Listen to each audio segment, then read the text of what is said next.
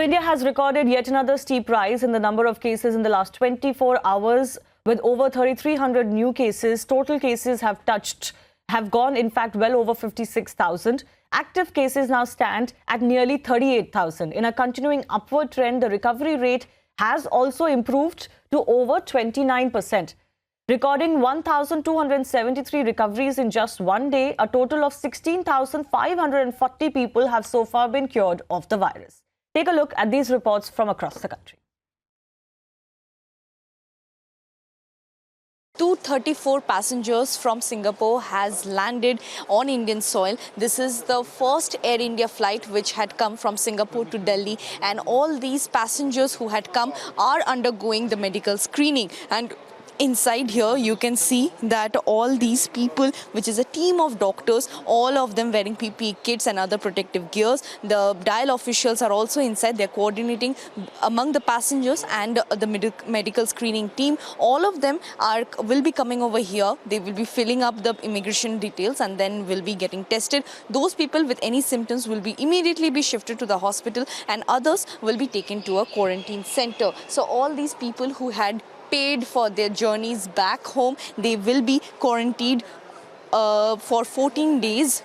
Except for those who are found with some symptoms. And you can see there's a team of doctors, team of medical professionals who have stepped up, who are willing to help each and every passenger who has come from here, abroad. And this is just a first flight of Air India that has come from Singapore. More and more flights will be coming for the next 7 days as part of the Vande Bharat mission. This is the mammoth exercise that is being conducted by Indian government, and currently this is the status where all details will be collected and then all these people will be quarantined. So we believe that these people, these officials are working day and night to make the entire mammoth exercise of repatriation to make it a reality.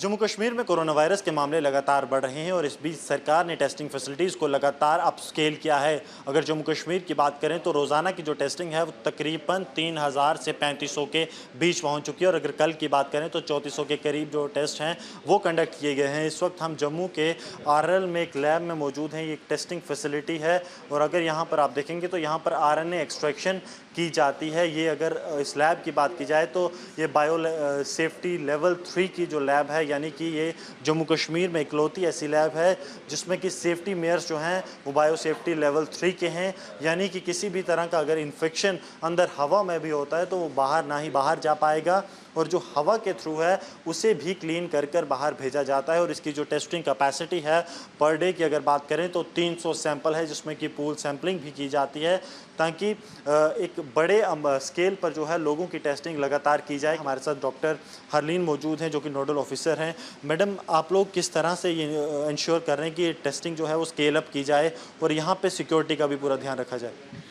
Starting में जब corona virus का start हुआ था, pandemic जब start हुआ था India में, तो कम सैंपल्स आते थे, तो जीएमसी माइक्रोबायोलॉजी डिपार्टमेंट हैंडल कर लेती थी।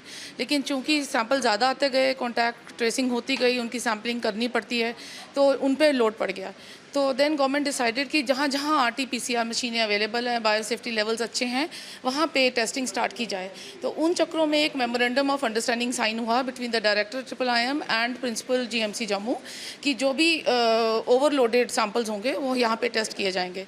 तो 6 अप्रैल से हम लोगों ने यहाँ से स्टार्ट कर दिया है काम।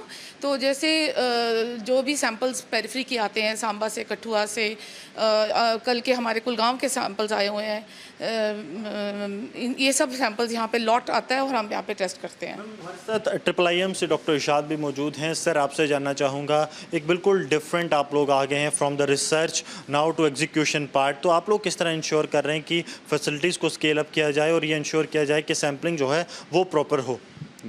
पहले तो हमें थोड़ा सा चैलेंजिंग लॉकडाउन में ये रहा है कि इस फैसिलिटी को अप रखने के लिए, क्योंकि कोई हमारे पास मेंटेनेंस सपोर्ट नहीं है, तो इसलिए ये थोड़ा सा चैलेंजिंग होता है कि कभी ब्रेक डाउन हो जाए तो उसको हमें टाइमली उसको अप करनी पड़ती है फैसिलिटी, क्योंकि 20 ये एक्टिविटी तो हम रोक नहीं सकते।